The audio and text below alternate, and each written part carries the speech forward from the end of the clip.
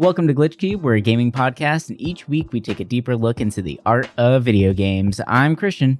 I'm Chris. And welcome back, you guys. It's been a really fun, interesting week, and we have a pretty cool topic for you guys to be discussing.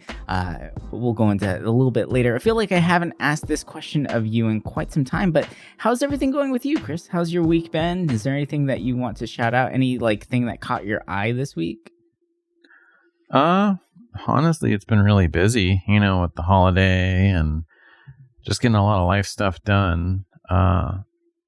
It's weird, this past 2 weeks, when it comes to gaming, usually I have a game that I stick to and I'm sucked into it. Mm-hmm. But lately I've been in this bouncing back and forth, and I've been really getting the Souls games. Oh, lately. Nice. I didn't think I would, but I'm loving Demon Souls a lot, and I think I'm going to start a Bloodborne soon. So ooh, that's a good one. I've been wanting to replay that one, actually. We should play that. I'm excited. Yeah, we should co-op. That'd be fun. That'd be good. Maybe do a little episode on some Bloodborne, see how it goes. Yeah, you can watch me just get murdered constantly. Same. Until you learn the patterns. That's the thing with Bloodborne I remember. Was you get wrecked the first 5 times, and then you learn the patterns of okay, this guy's gonna jump out here, he's gonna jump over this way, right? Those little things kind of click into place. So yeah. So I'm looking forward to that, and I'm playing Deathloop and trying to get some other stuff done, maybe for our videos. Trying to get a bunch of indie games lined up. So kind of excited because there really aren't any other games coming out this year that I know of. So it's that catch-up period until February, basically. So nice. Be fun. Yeah. And I finished Arcane. Ooh, thought that was amazing. Great show. Great show. I don't give a shit about League of Legends. I'm sorry. Same. I hate MOBAs, but the lore behind it and the characters always interest me. There's a lot of cool characters in League, but if they do more stuff like this, I'm down, really down, especially with that art style. Give me anything with that art. Yeah, that last episode, that last little scene, oh my God, it was so epic. Give me season 2. I need it. I'm chomping at the bits. It was so good watching that show. Oh, love it. Definitely want to explore some more Riot stuff now too, because for me, same thing. League of Legends never really drew my eye, but then you have Legends of Runeterra, that card game that I actually really, really enjoy playing. Now you have Ruined King, and then Arcane, the show. Riot is doing something great, and I feel that will be a fun little topic to explore some other time. There's also Teamfight Tactics, which that was one I actually got really into for a minute. Yeah, but Riot's they're good. So. And they have a fighting game coming out soon. They have an MMO coming out. They're doing a lot. I believe that they might take Blizzard's place. Yeah. So agreed. It'll be interesting to see. Agreed. Yeah. What about you? For me lately, I've been just trying to set up some stuff. I set up my TeePublic store for my own personal designs. And I did it kind of as a dry test to see how it would go for future designs for our show. So nice. This is a quick little announcement for everybody. Hopefully within the next week, I'll have some stuff up and available for you guys on actual TeePublic site.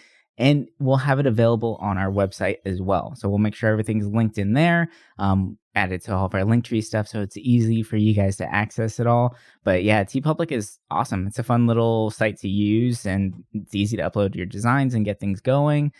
Just so you can get some stuff out there for you guys. So you can start repping some Glitch Cube shirts, stickers, mugs, all that fun stuff. So I think it's going to be really cool. Hell yeah. Yeah. But besides stickers.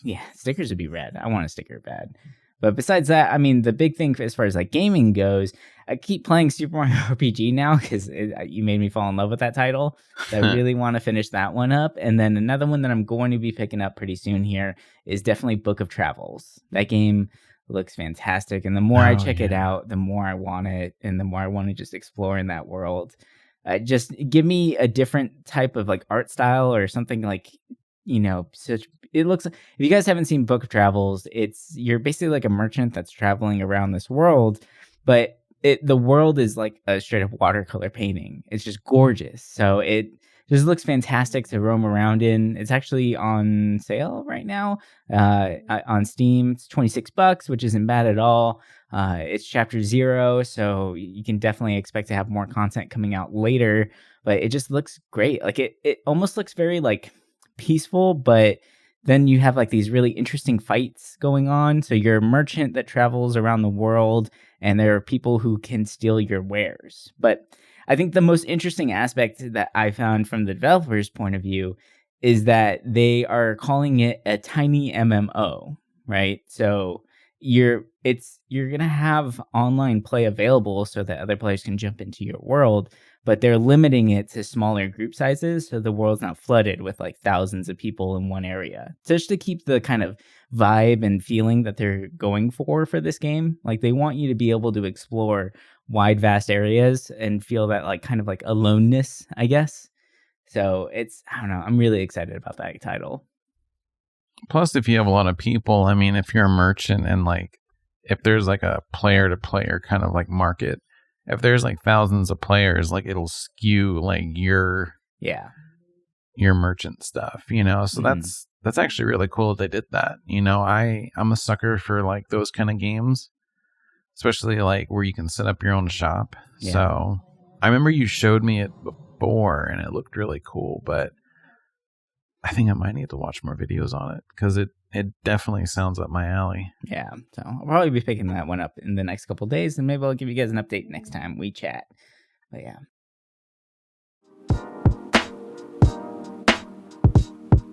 How about we hop into today's topic? It's one that we've touched on before in the past, and I feel like it's something that needs to be, or is just a really interesting, not just for gameplay perspective, but psychologically as well. Right. And we're going to be talking about the reward system in gaming, but not just how games reward their players, but maybe some of the negative effects of the reward systems as well, which sounds counterintuitive, right? Whenever you say like, oh, reward system, it should be nothing but good things. But there can be instances in which it could be, you know, reward overload or just kind of lead to a different outcome than what the developers were hoping for, but we'll definitely be getting into that in this episode. So first, I want to talk about something that is very common in the reward area. That's achievements, right? So achievements were super huge for quite a while. I mean, look at Xbox with all their achievements that pop up every time you accomplish a small goal. Then you have even things like Rooster Teeth's Achievement Hunter. They started out with achievement guides for games to see how to actually accomplish these tiny goals within the game themselves. But what was your experience with achievements? Were you into them? Do you like them? Like, or how do you feel now? Like, has your view like changed on them over the years? You know, how you feeling about them? I fucking love them. No, honestly, like when the 360 came about and you started earning points, at first I didn't really care about it. I'm like, oh, this is kind of cool. You know, it's different. And then once I started playing more games and noticing I got a score, I'm like, oh, this is really cool. Like, I want to keep getting more. But I never like went out of my way to try and get them. You know, I unlocked them while I played the game. I didn't try to hunt for achievements. Right. I feel like when I started with PlayStation, with the trophy system, I mean, for a while there really wasn't any difference between the two. Right. You just gained these levels, which didn't really show anything off. But recently, they changed it where now with certain levels you gain from unlocking trophies, you get like an emblem, right? Mm-hmm. It starts at bronze and goes all the way up to I think it's like a platinum. I think, but that's so, you have to have like thousands and thousands of trophies. But so I'm ranked 295 now, so I'm like just about to hit the first level of silver. Nice. And it's funny because for the longest time I mean I liked trophy hunting, but I didn't want to go out of my way. Mm-hmm. But now that I'm so close to hitting that next tier, I'm like, I need more trophies, So, I mean, like the other day, I bought freaking I Am Mayo, which is a game where you just click on a stupid mayo jar for trophies. And I was like, oh, I gained 3 levels from this. Like, I should buy the sequel so I can finally hit 300, And I'm like, what am I doing? Like, I mean, sure, the game was cheap. It was 50 cents at the time. And I'm like, well, 50 cents isn't a bad deal to get my EP hard, Like, right. It's weird because for the longest time, like, I thought trophies were fun. But now I'm like, I really want to get them. And it's interesting because I will touch on this later in the episode because I feel like we're going to hit some of these topics, but it really depends on the game with their trophies and achievements because sometimes they're just so ridiculous to get that it burns me out. But when you have games like Unpacking or even just like adventure games where they're kind of easy, like even Spyro, it's like, find all the collectibles, finish the stage, and then you'll get a platinum. And it's like, that's kind of nice, like it's not hard. You get that reward system without being burnt out. Because most of the time I'll get like 80% completion with trophies and then I just get burnt out. Right. And then I never touch them again. But and I'll make this quick, it's the reason why I don't really care much for Switch games anymore. Like for me, if it's a first-party title with Nintendo, I'll get it. But if it's something I can get on the PlayStation or it's on Game Pass, I'll just play it there because it's like I'll get trophies, and even though they're meaningless, I might as well get rewarded for playing this. The only thing the Switch has is handheld, and I'm like, I don't really go anywhere. I don't leave the house. So, yeah, I do like trophies. It's interesting. It sucks. What about you? For me, I feel like at first the achievements and the trophies were really motivating as far as it was to like continue playing a game. But now I actually don't care about the trophies at all. I feel like they kind of take away a little bit from the gameplay itself. Like getting those constant alerts and things like that. It's like, oh, cool trophy, I guess, right? Like, I don't know. Like, when I'm sitting down to play the game, I want to experience the game, and I feel like me just going through and completing levels, like old school way of playing, I guess now is the way to think about it because achievements are so ingrained in any type of game that you're playing now. That like I prefer that system in a way, right? And I feel like that's why I've been playing a lot more older games, going back to like just regular PlayStation games or SNES and stuff like that, because you just explore the world, like you just play the game and you just have fun doing it. And I really love this Switch too because you turn the game on and you experience the game, right? Like I don't feel like I'm getting bogged down with other things, in my personal opinion. But I don't know. There's a place for them where it makes sense, and I feel like certain games really feed off of it. But when it comes to actually designing the game, I feel like you need to have that ingrained in your like core design pillars before making the game itself. So you can feel a lot of games where like the achievements get tacked on at the end because it's a requirement, right? And then that's where you get like, oh, achievement unlocked, you completed a chapter. Instead of just like a chapter complete screen, it's like, okay, do I really need that too, telling me that I just completed this chapter? It's like, all right, I get it, right? Like, but for some people, that would be just easy points, right? You get points for completing the game itself. And that's still fun because you're gamifying your experience on a whole nother level as well. But I feel like it could potentially even break the immersion itself, in my opinion. So I don't know. I'm kind of torn between it. If a game sets it up properly, where it's actually interesting to the core gameplay and it actually enhances the game that you're currently playing, then to me that's interesting. But whenever it's just tacked on points just because it has to, then it's kind of defeats the purpose in my mind. So yeah, I get what you mean by the retro stuff, and it's interesting because if I'm not playing it on the actual console, I obviously use like RetroArch for most things. And they have a way that, well, there's this site called Retro Achievements, right? .org. And basically, people create achievements for these old games. And I mean, it's for pretty much looking at it right now, it's every console up until the PlayStation. So even Game Boy games have it, Game Boy Advance, NES, and television, like, and they're fan made, right? And at first I was like, I don't need trophies or achievements in these old games, you know? But it's interesting because I feel like it's done differently than modern games. Because what you said, how it feels tacked on, I feel like that's how most games are nowadays. Right.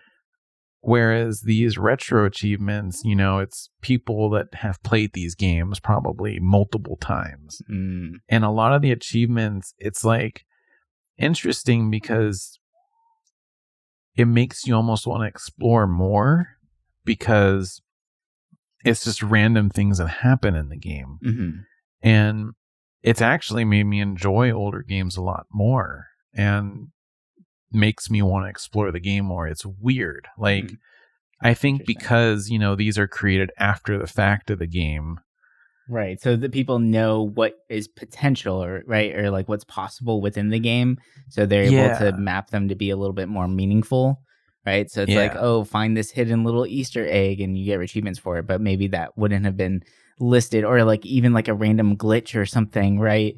So like that could be listed as an achievement or like get rewarded for finding that because you're rewarded for your exploration at that point. But it's only possible once the game has already been out, played, you know, through and throughout by multiple people who have found this stuff, right? So like then I could see how that makes sense, where it's, you know, retroactively putting those achievements on, but they still have like a meaningful purpose to them.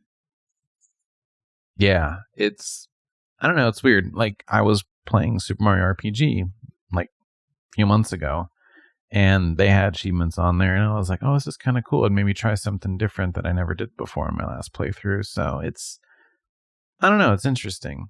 But I know what you mean by it breaking immersion, because that's definitely something that I never really realized until maybe recently, where I'm like, oh yeah, I am actually playing a game. You know, it does take away that feeling. It would be interesting if those achievement pops would be like the UI would fit in with the game itself, or maybe like even the sounds would be different to match the game specifically. So it doesn't feel like it's kind of taking away or just overlaying on top of whatever's currently on your screen, right? Well, you can turn them off, I think. I know. Yeah, you can. So yeah. I mean, that's what I do. Like with the Game Pass, since it's on PC, I don't even know when I get achievements until I close the game. So I guess that actually is better. So yeah. Oh, okay. So you feel like that's a better experience then? Like, yeah. I mean, I don't mind earning achievements and stuff. It's more so like when it pops up on my screen, I'm like, I knew I was going to get rewarded somehow for doing this stupid thing, you know, whereas like, you know, I just play the game, I turn it off, and then I see like, oh, here's 6 new achievements that you got from doing these things. I'm like, oh, that's kind of cool, you know. It's not a distraction. Right. Maybe I'm getting old and not caring for them anymore. I don't know. It's weird. Welcome to old age, my friend.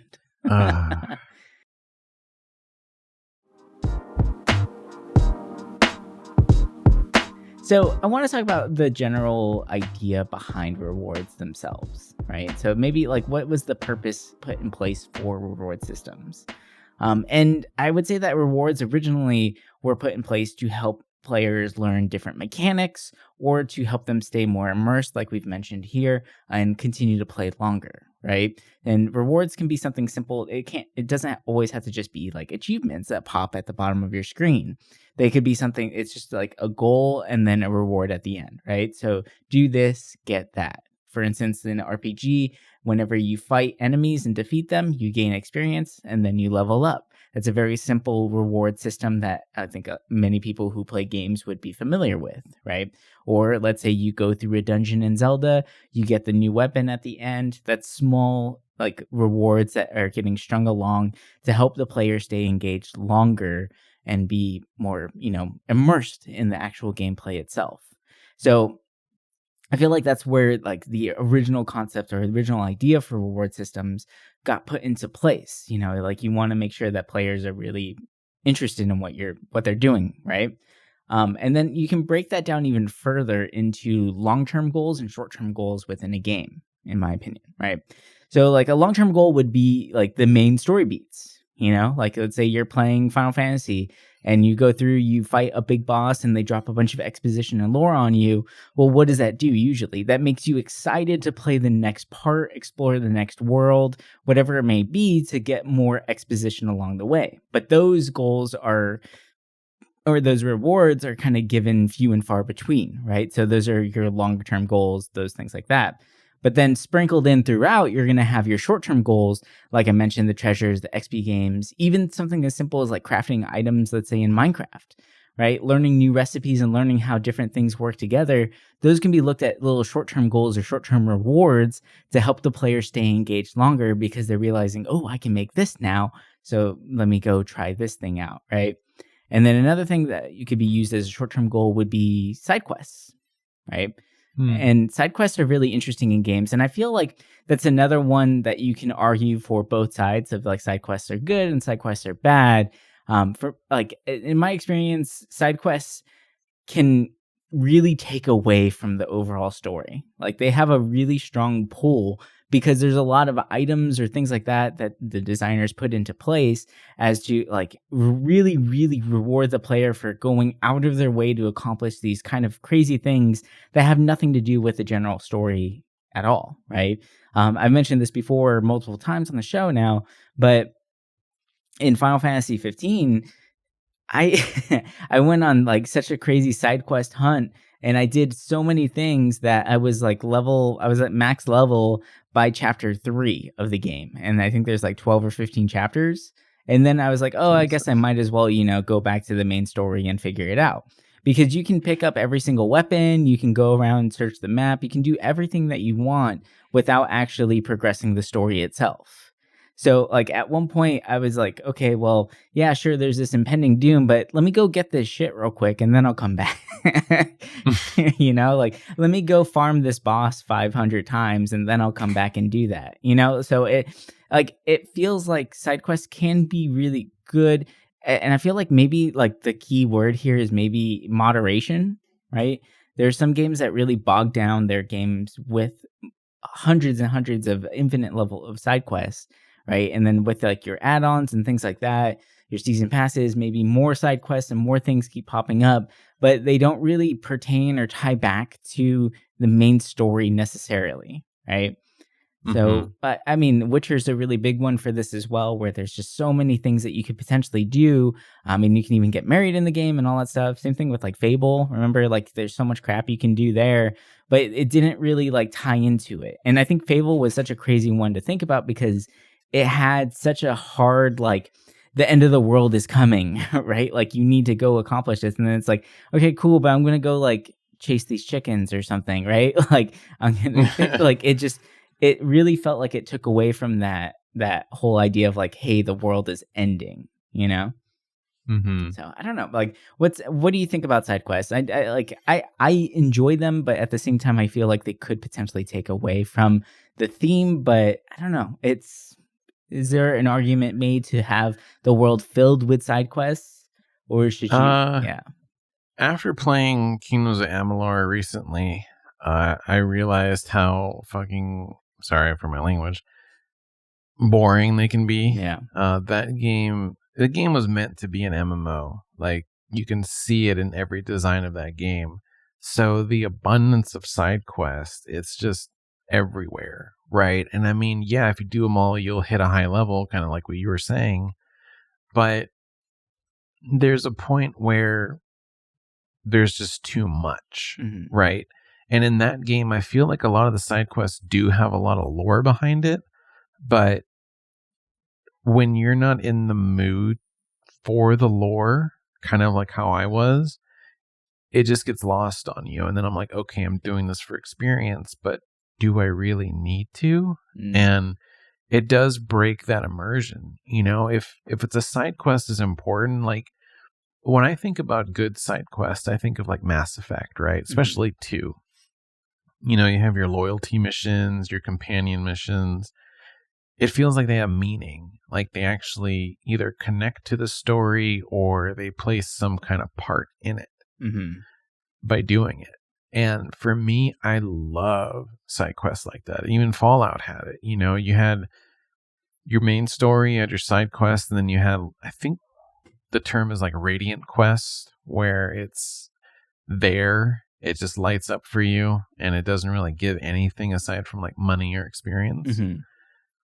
And I mean, I enjoyed the game where I did everything, but for me, as I get older and time is more valuable, I'll stick to the side quests that seem important, but I'm not going to pick all the side quests, especially if they throw 10 at you in the first town. I'm like, these probably don't mean anything. I do one or two just to gain some experience, but you know, you don't need to over level. Right. You know, when I think about over leveling, I still do it the old way, where I just do random battles until I'm like 5 levels over. You know, I don't need to do quests for it. Right. But yeah, I mean, I definitely feel like a lot of games nowadays are overfilled with side quests that just don't do anything. Yeah, I feel like that's the curse of the open world game, right?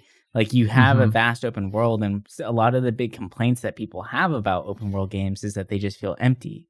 And so what's the developer's response to that? We'll fill it with side quests to make it feel more alive, like you can interact with more things.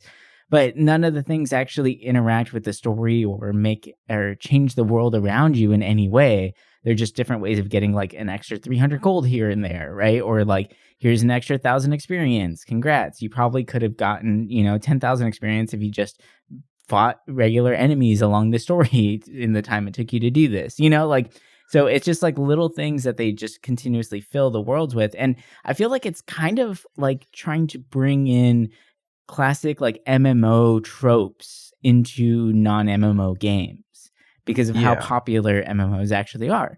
And I feel like in an MMO, having multiple things to do makes sense because there's not really like a clear end. Like, there's end games to these things, but there's not like a clear end to the game itself, right? Like, these are games that they want you to continue playing for years and years and years. So you have to kind of fill in the world with these little tiny tropes. But whenever you have a game that's like 60 hours of main gameplay, but then if you do all the side quests, it's 300 hours, like, that's kind of insane to me, right? Like, it just sounds like they could have put so much more work into the actual story quest to really like draw the player in and make them more interested in the world that they built, rather than just filling them with random fetch quests and stuff like that. Like take for instance, like Assassin's Creed, like I could care less about the actual story on most of those games.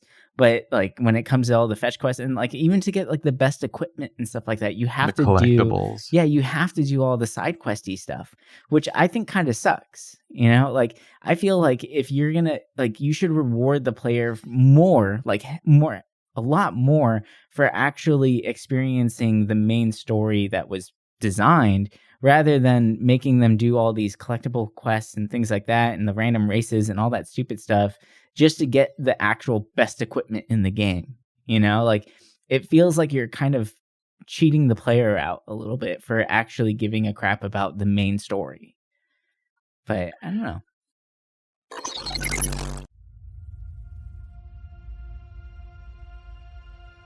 You find yourself staring down the mouth of a dark cave, hearing the low rumble of something large inside. This is it. Everything you have been fighting for lies just within this cave. Hey man, what's the matter? This is your big ending fight scene. Yeah, sorry about that. I've just been so tired today. Feels like I've been hit with like 2 points of exhaustion. Ugh. You know what? I have just this thing to get you back into the adventuring spirit. Really?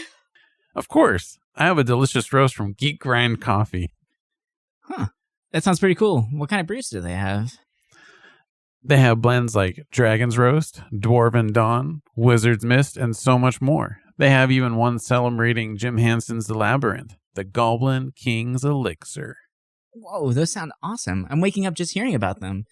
Is there an easy way for me to pick up some? I got you.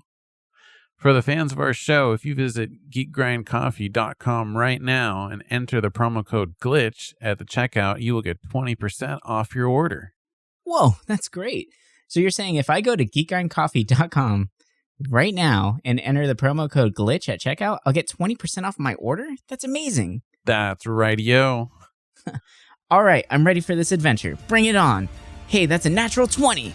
Just like the discount you can get when entering the promo code GLITCH at geekgrindcoffee.com.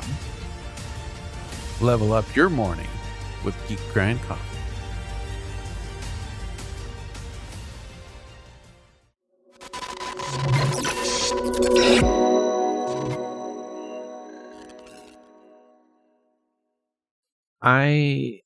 I'm thinking about now, like the last big game to really do side stuff right. And it's weird because I don't really quote this game for much aside from being beautiful, but Red Dead 2. I really liked how the optional quests where, the random stranger stuff, it happens randomly on the map. It almost forces you to explore the world to find these people. It made it interesting, and I applaud it for that, because it's not like you find the quest in a town, like you're riding down a dirt road and you see this lady screaming at you from a tree and you're like, oh, what is she doing there? And then you get ambushed. It's interesting when they do it like that.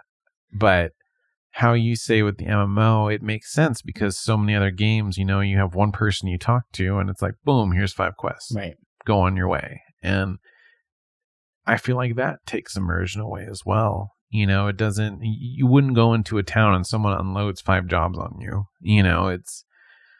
It doesn't make much sense. Yeah, it feels like you're playing checklist the game at that point. Yeah, and that's something when you look at older games. I mean, older games did have side quests in it, but they were done differently. It was more so a story that was running concurrent with the main story that you kind of noticed throughout different towns. There weren't like a big side chain of quests. It wasn't, I think, really until maybe the PS2 era I really noticed side quests coming about, because PlayStation 1 games, they had it. As someone who's played a lot of them, they had side quests, but they were different. You look at Final Fantasy 9, or really any of the Final Fantasies, the main big side quest you can always count on are getting the ultimate weapons. And then, there's also the quests that do a little of the back lore for characters. Think about like in 9 with, how do you say its name? Quina? Oh, Quina? yeah. Quinoa. I always say quinoa. Yeah. That's what, I figure when I see it, that's what my brain reads. Yeah. How you have to eat all the frogs, like when it's side quests like that, where you just learn more about a character, I'm willing to do it. I love it. Yeah. Yeah. I think you actually said something really interesting with the Red Dead thing. Like you called it an optional quest, right? And I think maybe that's where the main issue comes up with is the verbiage itself. Like, I feel like if it's a quest that still like has the potential to change the story around you, add to it like the way Mass Effect does, it should then be called a side quest, right? Yeah. But then if like there's something where you have to complete a task for some random villager, it doesn't really change the world around you, but you can actually gain some experience or some sort of trinket or whatever it may be from completing it, then it should be called an optional quest. And that way, like in your mind, you already know, like, okay, this one has a story beat and this one is just for filler, right? And like of course, like you're going to have the times in which you might want to do some optional quests just to help with leveling or whatever it may be. But like have like maybe like if you want to throw in like, oh, the important equipment, like the ultimate weapons and stuff like that, throw those into the side quest pool rather than like the optional quest pool, right? And actually keep those things separate. I think that would be really important for players to be able to distinguish and help them along their way so that they don't feel like they're missing out on anything too big, right? So like if they complete the main quest and the side quest, then they could get like the full immersion story. They get like the character development, they get the extra equipment, then they get the real like actual quests and things like that. But then you throw in the optional quests, they're like, if they don't do them, then they're not actually missing out on much. They just might be missing out on some gold or, some random items, but nothing too like game breaking, right? Like, I think that would be a good way of helping distinguish between the two. Yeah, I do like the term like optional because, I mean, they pretty much are, Yeah. I mean, all side quests are optional, but I think that's where we like nowadays we just see it where like everything is just called side quest, right? whether Yeah. it's important or not. And then now you have to figure out which one is actually has some sort of importance to you and kind of dig through them and just like kind of waste your time a little bit. Which I mean, it's good and bad, right? Like those side quests help you explore the world around you. Like you said, it helps you, it can or have the potential to kind of fully immerse you a little bit more within the stories themselves. But then, like, let's take a look at Nintendo real quick, right? Like, Nintendo doesn't really throw side quests or anything like that into their main titles. Like Super Mario Odyssey, like there's the main game, really, right? Like, and you just go through. They don't have like achievements and stuff like that, like you mentioned earlier. But the games are still very immersive and very fun to play through. And a lot of the times, the way in which that they reward the players for doing like exploring or going outside of the main story is by playing with the mechanics themselves, right? Like in Mario Odyssey, there's one world that's really interesting. Like Mario has really cool jumping mechanics in all of his games, but this one, like you really feel like you can traverse the world in really interesting ways. Like doing double jumps and wall jumps off things and then throwing Cappy out and like being able to just kind of continue and chain those things together. There's actually a building that's like super, super tall that you don't have to climb. There's nothing there like saying to go up there and do this, right? But like it's saying to go into the building to continue the story.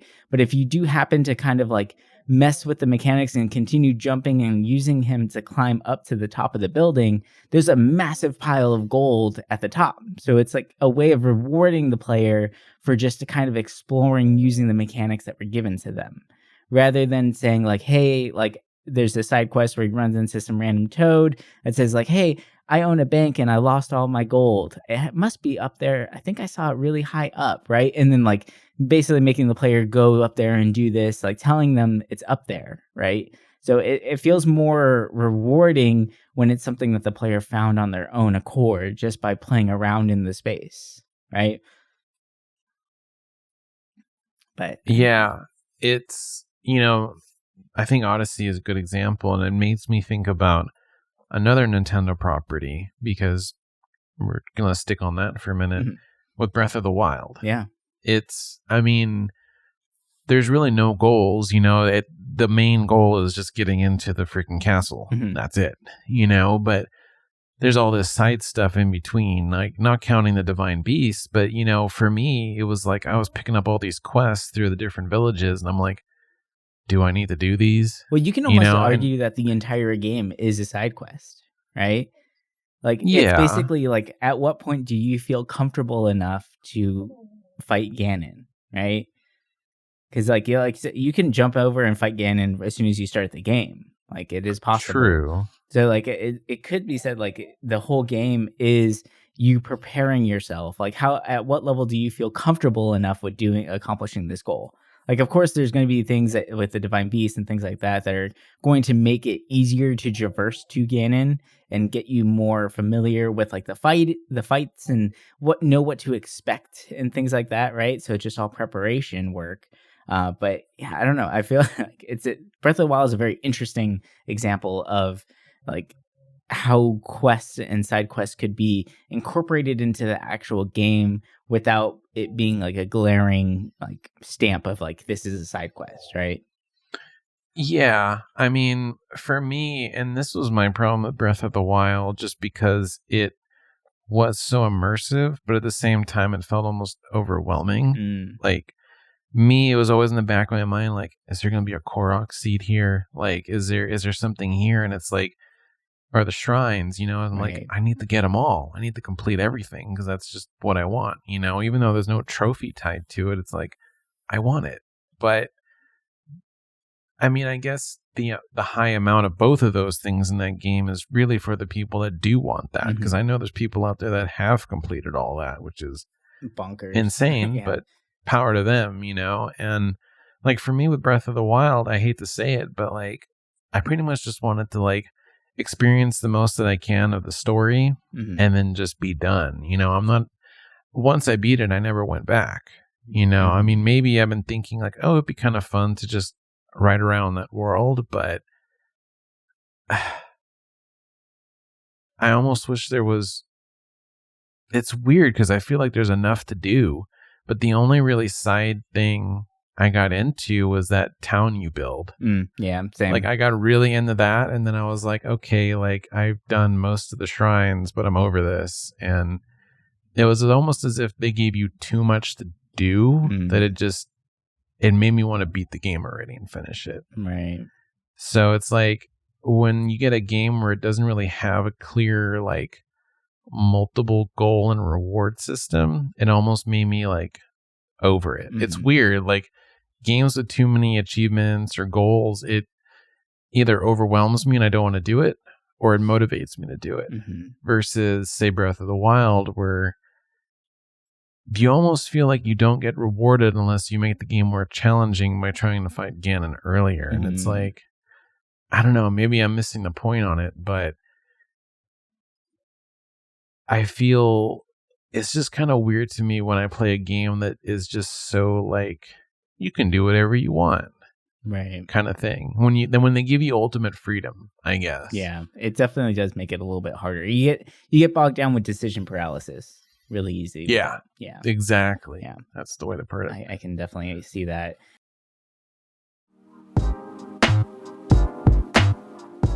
You did mention you said a phrase there where it's like you completed it, so why would you go back to it, right?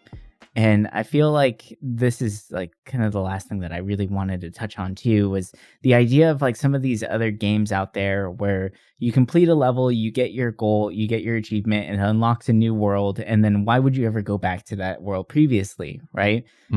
Because you've already accomplished that goal. What's the purpose of going back, right? And I feel like a lot of mobile games fall into this as well, right? Where like you get your 3 stars, so you're good. Like there's a score attached to it, but the score almost means nothing because you get the 3 stars that unlock the next area. So you're done with that area forever, right? And then it kind of it stops the replayability of that game completely, right? Good point. And I feel like that's because of these little goals, the goal of unlocking the next area and progressing to different stages.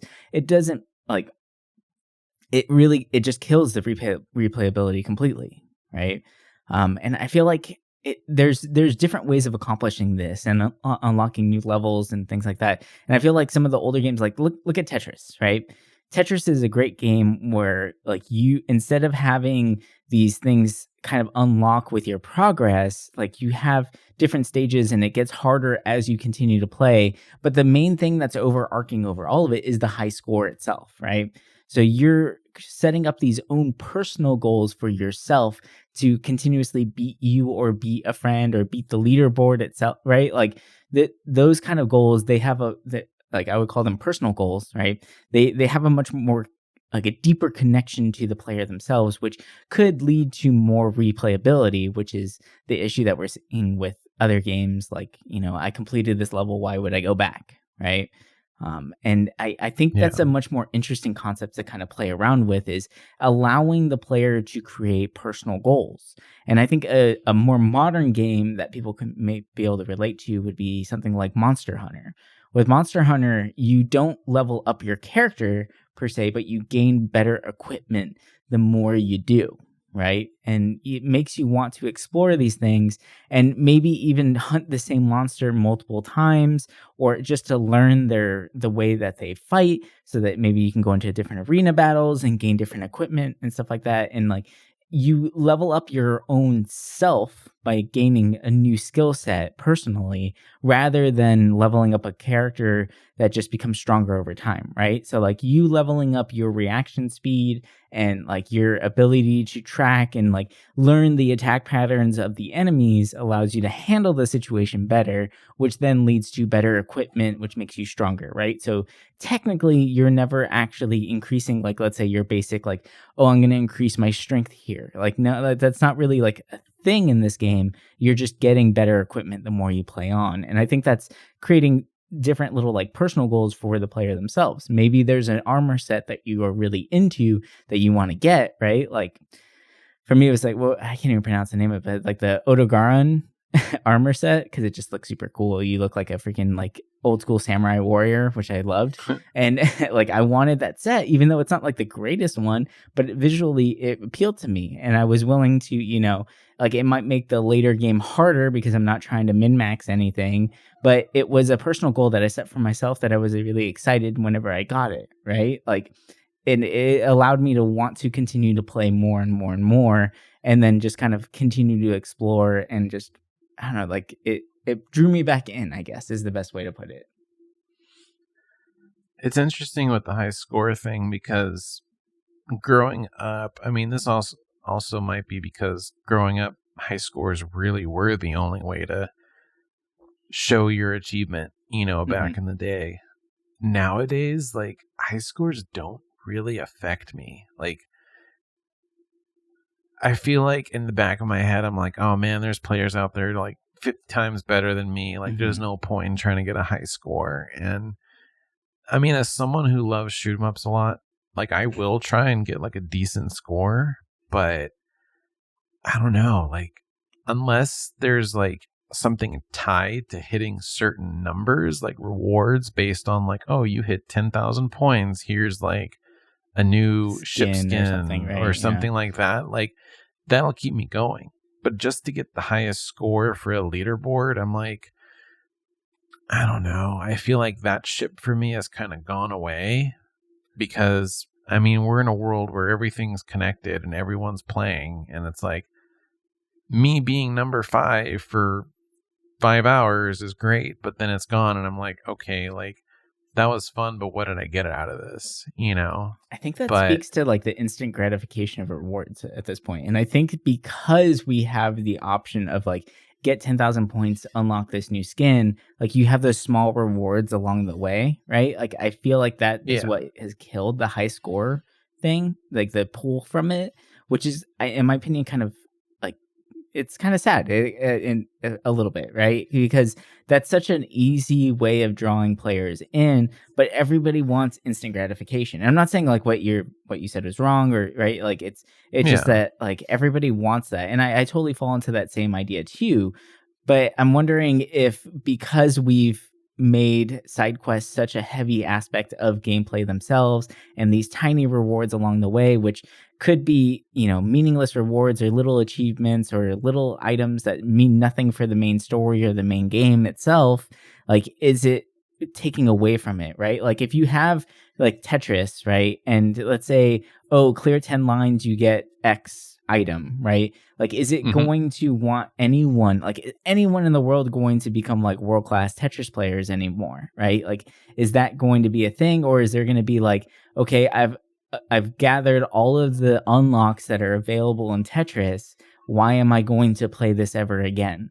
When Tetris is a really great game of skill that requires the players to continuously play and hone their skills on that game. Like I feel like those little tiny achievements, those little unlocks break that kind of game completely and destroy the overall experience. I actually have 2 things to that, and it actually pertains to, I feel like, something we haven't really touched on until maybe with the point system, but with multiplayer stuff, right? So you're talking about Tetris, and I'm thinking Tetris 99 in the back of my head, right? Right. If you're able to stack up points, you can send like a handicap or like something against another player and make it harder for them. And it's like that little instant reward kind of feels good, right? But I'm also thinking about kind of like a recent story with the new Halo multiplayer, right? It has a battle pass, and you don't have to pay, you just have to keep playing. And most people, especially when a game is free, and you see it with almost any live service game, when there's a battle pass, people will try and keep playing to unlock everything. Well, for anyone that doesn't know Halo, I mean, it has objective-based maps. They don't have a team deathmatch or Slayer yet. And it's right now like control the flag or capture the flag, and I think they have like 1 or 2 other modes, but it's very objective-based. And a lot of ways to gain experience were doing a certain amount of kills or using a certain weapon. And they just fixed the experience rates recently because it was pretty bad. But here's the problem with that. You're giving them these daily challenges of, kill 15 people or do this certain way. People aren't playing the objective. They're playing what will get them the most experience from those little daily quests. Yeah, that's a problem. And many people are getting mad because no one's playing the objective. Yeah. No one's trying to capture the flag. Everyone's just trying to play it like a deathmatch game to get more points. And yeah, that's way game breaking. Like that takes away the full experience. Like that defeats the whole purpose of Halo. Yeah. And when you think about other multiplayer games, it's a lot like that. With battle royales, it's easy because that's your goal, is just to survive and shoot people. So getting a battle pass is easy in that. But when you incorporate different game modes, you're going to have people that just want to level their battle pass, and then you're going to have people that just want to play, I don't want to say the way the game was intended, but if it's a certain mode, they want to play it that way like an actual team. Mm-hmm. So you start seeing the difference between the people that want to play for the reward or play for, I guess you would call that their own reward by winning the objective. Yeah. It's interesting because I was reading that story today and I was like, oh, this is kind of like the topic we're talking about. Like, I know with me with a battle pass, like, I don't pay for battle passes, but when there's one there, I'm like, oh, I do want to try and like achieve and unlock certain things, get a cool skin. Mm-hmm. But I can really see that with Halo because it's like this generation, even me, we want to unlock that crap. Yeah. Like we don't care to play the objective to an extent, or at least, I will, but I'll try and mesh it together, which probably isn't the best either. Right. But when people see that reward, they want it before anything else. Yeah, I agree. So it makes it tough. You have to find that balance. But I feel like everyone is gravitating so heavily towards the reward system and these tiny awards along the way that it's going to break games like it has with Halo. Like that sucks. I would be so frustrated if I was on a team where like no one's working towards the goal. They're just working towards their own personal, dailies. And it's just like, that's not fun. Like go do that on your own time, right? Like we're all here to play Halo. We're doing capture the flag, man. Like let's do this. So it feels like it's taking away from that. Like all the dailies should be like get 3 wins, like just make it really generic and simple. It shouldn't be like, kill 3 people with 1 grenade or some shit like that, right? Like, because then people are going to try and set that up, and they're gonna take away from the actual game or goal that, like you mentioned. Yeah, that sucks. That's kind of tough. It's unfortunate. But maybe that'll get fixed later. I don't know. Or once, full death matches come out, like that will go by the wayside and won't have to worry about that anymore. Yeah. Hopefully.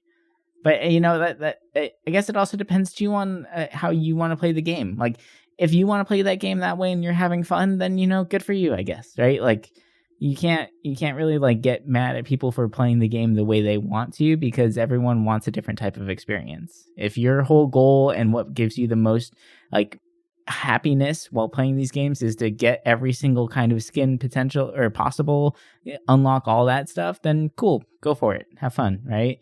But if you want to just play the game because you want to play the game, if you want to play Halo because you want to play Halo, like then go do that too, So I guess it just depends on the person. It's a hard way to balance that one too, when you're trying to balance those 2 different types of like psychological perspectives there.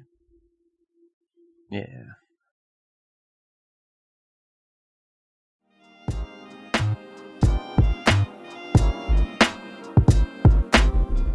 All right. Well, I think that's going to do it for us this week. Thank you guys so much for listening in on another episode of ours. And like I mentioned earlier in this episode, hopefully by next week, we'll have another announcement for you. We'll have some shirts up and available for you guys, some merchandise. Yay. I know that I mentioned it a while ago. But yeah, no, it's going to happen. Trust me. It's coming right around the corner. And then another thing too that I wanted to mention, we are getting kind of high up there on episode count, which is really exciting and really fun for us. But if you are, letting someone know about the show, which we really appreciate, thank you so much for sharing the show. You can always remind them that like if they're looking for a good place to start wherever they want. just pick a title that makes sense to them. There isn't really, like, as you guys know who are long-term listeners, there's no overarching like thing. You might miss some, side jokes here and there, maybe a different conversation, but really start wherever you want and you'll have some fun with us. But thank you guys so much for listening. Thank you for sharing, and we'll talk to you guys next week. All right. Bye. Bye.